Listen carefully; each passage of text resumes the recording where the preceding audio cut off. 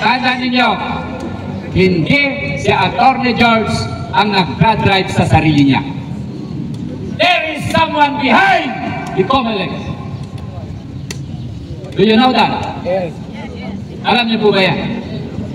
There are such allegations that Damiro paid $15 million to his account. O ibig sabihin, may tao sa likod niya. If that is proven.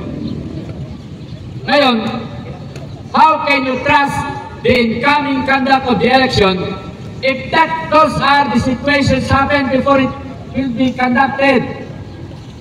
Mga congressman, binabayaran yung mga tao ng harap-harapan. They only issue a show cause order, but until today, they were not declared as terminated from running to the office. Mr. George Garcia. Congressman Dante Hernandez, Mayor Laconia, Mayor candidate Kimbo. What is your decision, sir? And the people wants to know.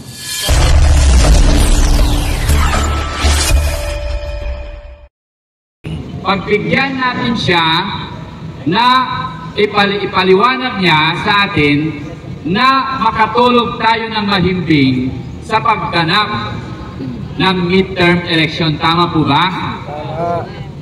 Inaantay ninyo na siya o magpadala siya ng representative para sabihin niya sa 110 million plus na Pilipino na walang dayaan na magaganap sa Monday. Maliwanag po ba? Kung hindi siya bababa, ano po ibig sabihin? Kung wala siyang ipapadala, ano po ibig sabihin? Kayong sumagot, kung hindi siya bumaba o magpadala ng representative ng COMELEC and Bank at ng COMELEC, ano po ang ibig sabihin? Ibig sabihin, kung dumating yung oras na ibinigay ng taong bayan, kasi po, Atty. George, ito po ay leader sa bawat rehiyon ng Pilipinas. Nagsakripisyo po sila na pumunta rito upang ma-ensure o gusto nila matiyak na walang dayaan na magaganap sa Mayo 12. Yun po yung kanilang hitinaing, Sir George. Ngayon, kung hindi kayo bumaba at magsabi kayo na huwag kayong mag-alala, gagawin ng lahat ng kakayanan ng COMELEC na hindi madaya ang eleksyon. Yun lamang po ang gusto nyo yatang marinig. Tama po ba? Yes! Ngayon, kung kayo ang nag-warning sa kanya, ibig sabihin, kayo rin ba ang magbigay ng deklarasyon na walang na-failure ang pag-conduct ng eleksyon kung hindi siya bababa? Yes!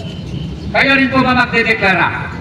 Kasi nakita ko po dito sa letter ninyo, pag hindi siya bumaba sa ultimatum na oras na ibinigay ninyo, ay idideklara ninyo ang failure of election. Tama po ba? Yes!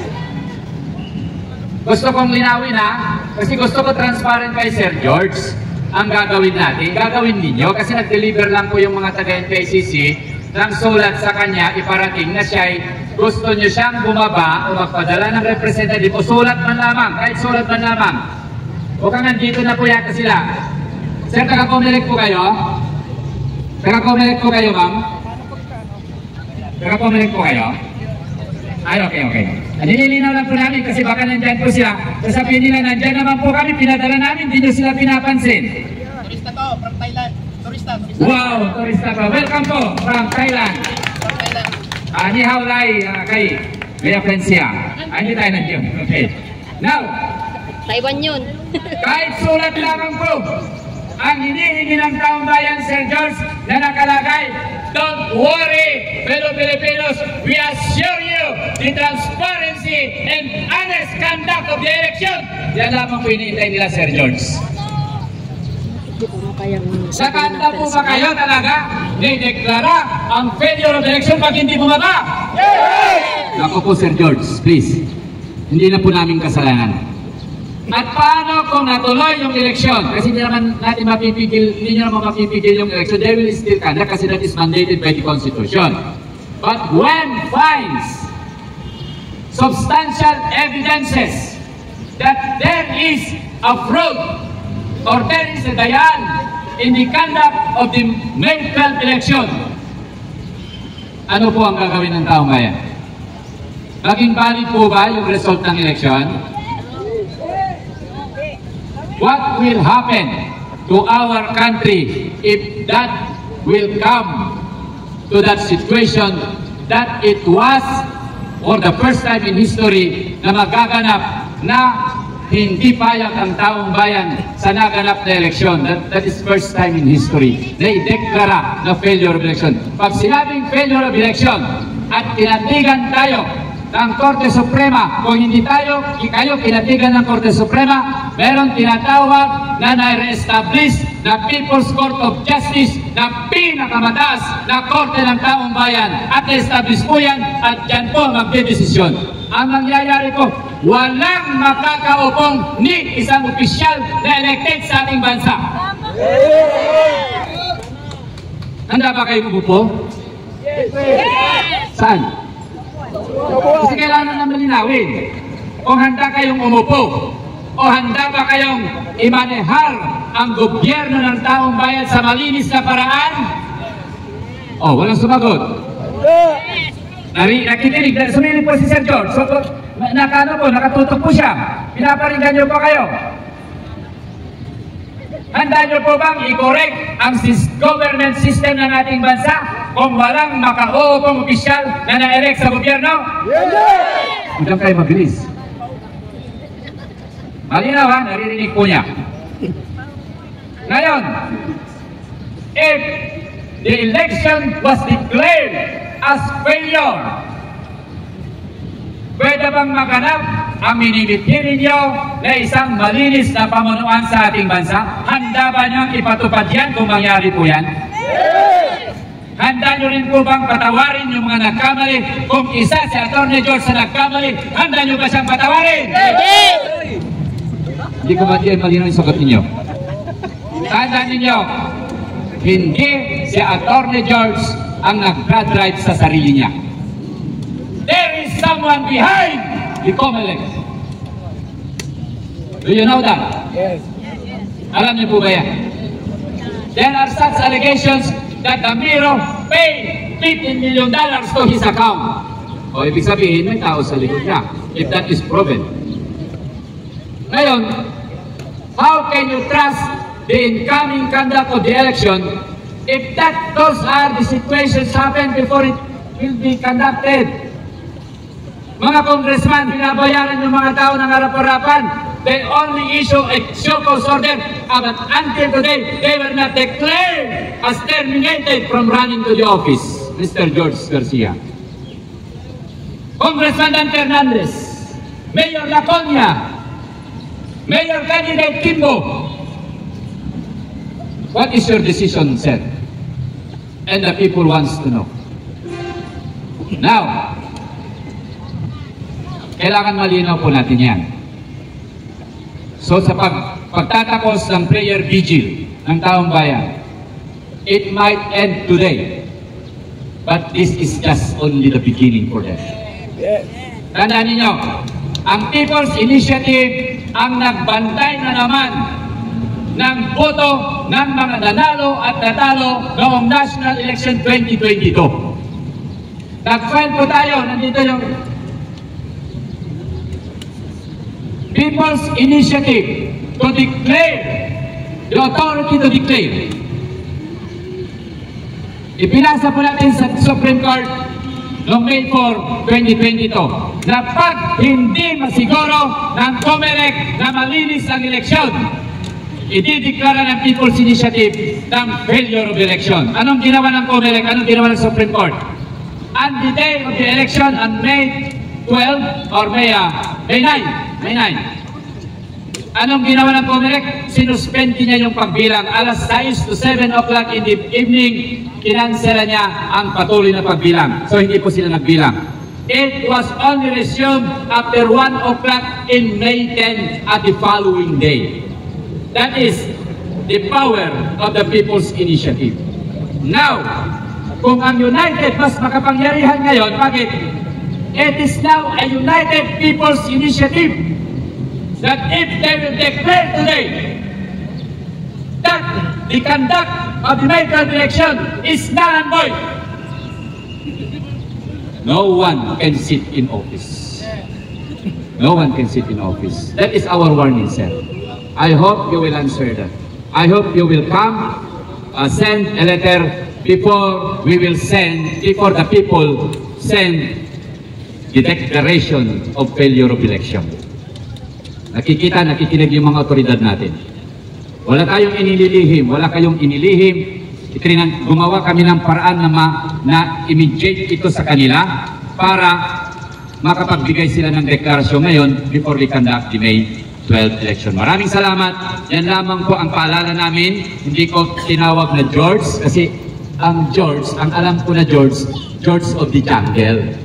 Hindi po sa building nakatira. Pero tama po ba?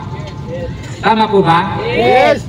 Kasama niya si Tarzan, tama po ba? Pero dahil siya ay attorney, iginagalang. Siya ay inappoint bilang chairman ng COMELEC, so igagalang ko po siya. Kasi ganun po kami mga lawyers, kasi customary lawyer po ako.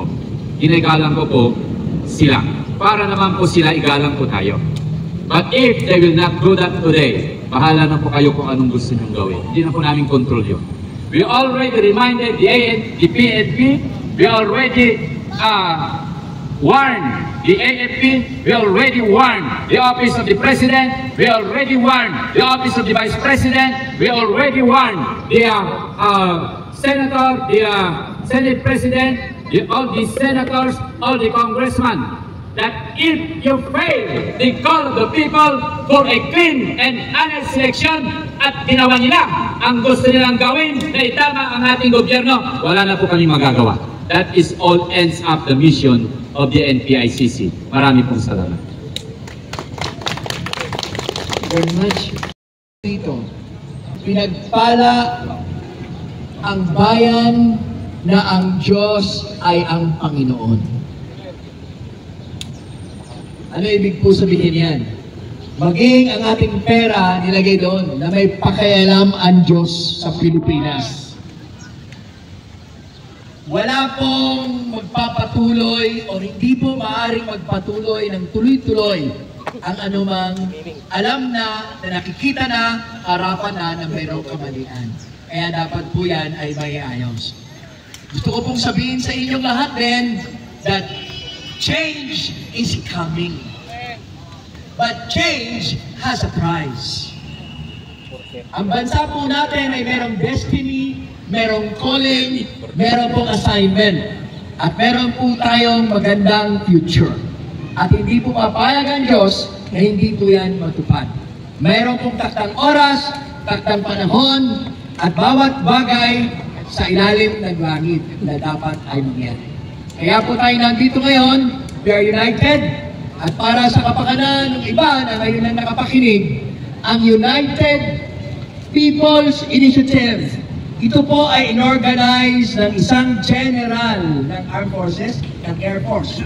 At yung sinasabi po nila na petition sa 104, nung unang present sa amin, 102 doon generals. So ang kasama po natin dito ay hindi po basta lamang mga mangingisda, magsasaka, iginagalang po natin yan. Ngayon po, kasama po natin ang MNLF under General Hong at ang kapatid nating mga Muslim. Kanina may pinakilala sa akin na isang Iglesia ni Cristo minister at kami naman po ay mga pastor, ministers, and bishops at may kasama din po tayong mga military, meron tayong kasama mga NCPP, NPA, surrenderies at hindi po basta surrenderies. Nilo Tayag, the co-founder of CPP-NPA at ng Kabatang Makabayan. At kasama din po natin the head of the kasama din po natin sa network, the head of the training and education Department and Recruitment Department ng CPP-NPA dati sa Mindanao at Visayas.